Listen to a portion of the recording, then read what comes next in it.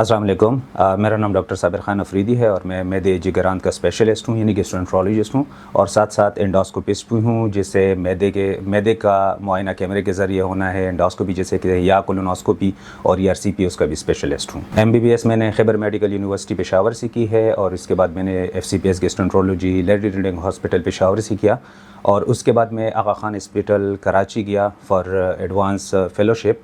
और अब जो है मैं as a consultant gastroenterologist and hepatologist Aga Khan medical centre Peshawar में काम कर रहा हूँ और साथ साथ खैबर मेडिकल सेंटर में भी अपने खदमात जो है सरअंजाम दे रहा हूँ। आज जो है मैं जिस अहम मौजू पे बात कर रहा हूँ और जिससे लोग बहुत ज़्यादा तंग होते हैं वो है गैस क्यों बनती है, किन मरीज़ों में बनती है और ये किसी ख़तरनाक बीमारी के इलामात तो नहीं है। अच्छा, अब आते हैं गैस बनने पे।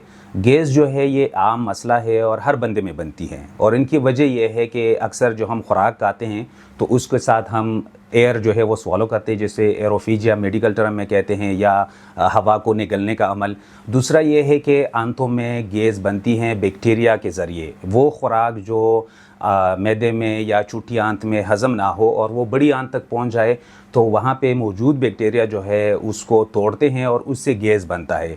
तो याद रखिए कि गैस बनना एक आम अमल है और हर बंदों में बनती है, लेकिन ये अगर ज़्यादा बन जाए, बार बार गैस बन रहा हो, तो फिर सोचने की बात होती है। तो क्यों बनता है, उसमें से जल्दी खाना ये एक अमल है। कोल्ड ड्रिंक्स पीना या वो खुराक जैसे गैस बन रहा हो, जैसे दालें, चन्ना, लोबिया, गोभी जो है, या जो आर्टिफिशियल स्वीटनर्स है जैसे मसनूई मिठास कहते हैं, अगर वो आप खा लें तो इससे ये मैदे पे गैस बनने की एक वजह हो सकती हैं। तो फिर इन लोगों ने करना क्या है, क्योंकि मैं अक्सर ये गैस वाली मरीज़ों को कहता हूँ कि आप लोग मरीज़ नहीं हैं, आप लोग डॉक्टर हैं। आप लोगों को पता होता है कि मेरे पेट में गैस क्यों बन रहा है और कैसे बन रहा है। जो खुराक आप पे सूट करता है तो वो खा ले, जो खुराक आप पे सूट नहीं करता वो छोड़ दे।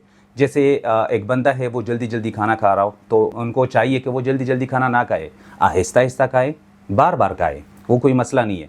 कोल्ड ड्रिंक्स के शौकीन हो, कोशिश करें कि वो अवॉइड कर लें, या इस तरह की कोई आर्टिफिशियल स्वीटनर्स के जैसे च्यूइंग गम्स है उनके शौकीन हो तो वो आप इसको अवॉइड करें। जो वजह है अगर आप उनको अवॉइड करेंगे तो ये गैस फिर नहीं बनेगा। अच्छा, अब उन बीमारियों का मैं नाम लूँगा या वो बीमारियाँ मैं बता दूँगा जिससे ये गैस बन रहा हो। जैसे जो आम सी बीमारी है और आलमोस्ट जो है वो बहुत सारे लोग इससे मुतासिर है, IBS जैसे इरिटेबल बाउल सिंड्रोम कहते हैं, उनके मरीज़ों में ये मसला ज़्यादा होता है, या जो है लैक्टोज इंटॉलरेंस के जो मरीज़ है उनमें ज़्यादा होता है, या आंतों के जो इन्फेक्शन है उसमें भी ये इस किस्म के मसले हो सकते हैं, या जो है चुट्टी आंत का एक मसला है जिसे सीबो कहते हैं, स्मॉल इंटेस्टाइनल बैक्टीरियल ओवरग्रोथ, उन मरीज़ों में भी ये गैस जो है वो ज़्यादा बनता है।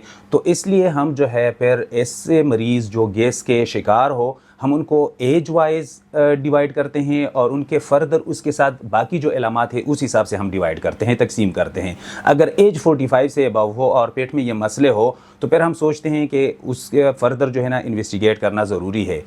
फिर अगर इसके साथ खून की कमी हो, पखाने में खून आ रहा हो या गैर इरादी तौर पर वज़न गिर रहा हो तो फिर हम सोचते हैं कि इसका हम फर्दर इन्वेस्टिगेट करें, और वो इन्वेस्टिगेशन खून के टेस्ट से लेकर फिर कैमरे के ज़रिए आंतों का मुआयना करना है।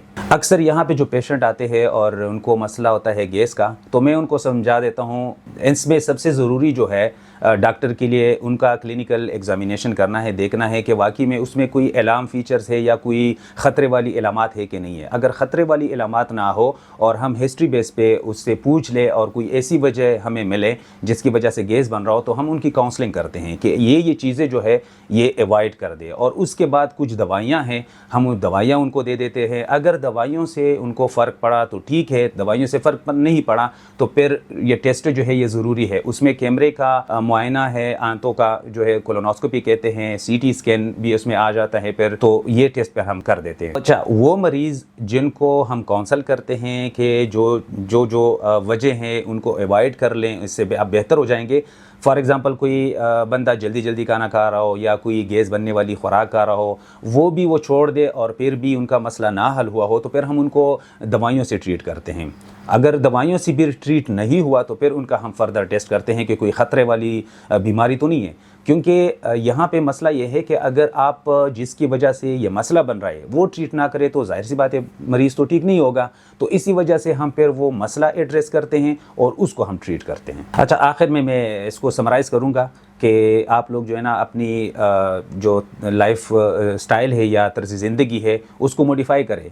कोई बंदा जल्दी जल्दी खाना खा रहा हो, आहिस्ता आहिस्ता खाए, बार बार खाए। कोल्ड ड्रिंक्स या इन चीज़ों से परहेज़ करे जो गैस बनने के सबब बनते हो, जैसे दाल, छन्ने, गोभी, लोबिया वगैरह, तो इनको अवॉइड करें। अगर आपको ऐसी कोई अलामत हो गैस के साथ, जो वज़न कम हो रहा हो या पखाने में खून आ रहा हो या उल्टियों का मसला हो या गैर इरादी तौर पर आपका वज़न गिर रहा हो या खून की कमी हो, तो फिर ज़रूर डॉक्टर से रुजू करें ताकि वो फ़र्दर आपका मुआयना करे और उस हिसाब से चले कि किस वजह से आपको ये मसला हो।